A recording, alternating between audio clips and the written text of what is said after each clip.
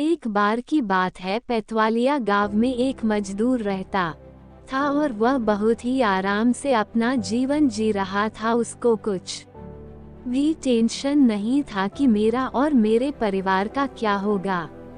वह जितना भी कमाता था उतना ही खर्च कर देता था। कभी भी अपने आने वाले दिनों के लिए या अपने बच्चों के लिए एक भी रुपया नहीं बचाता था। एक दिन की बात है, वह मजदूर बहुत ही बीमार पड़ गया और उसको इलाज कराने के लिए बड़ी मुश्किल से घर वालों ने पैसा इकट्ठा किया, लेकिन इसके बाद भी वह ठीक नहीं हुआ और बीमार होने लगा और पैसा न होने की वजह से वह मर गया। वह तो इस दुनिया से चला गया और अपने बीवी और 2 बच्चों को छोड़कर चला गया। उसके मरने के बाद कुछ लोगों ने कुछ दिन तक तो उसके परिवार को खाना दिया, लेकिन जब सब लोगों ने देखा उसकी पत्नी तो आराम से मांद कर बस खा लेती थी और कुछ भी काम नहीं करती थी। बहुत बड़ी आलसी भी थी, कुछ काम नहीं करना चाहती थी। एक दिन की बात है, जब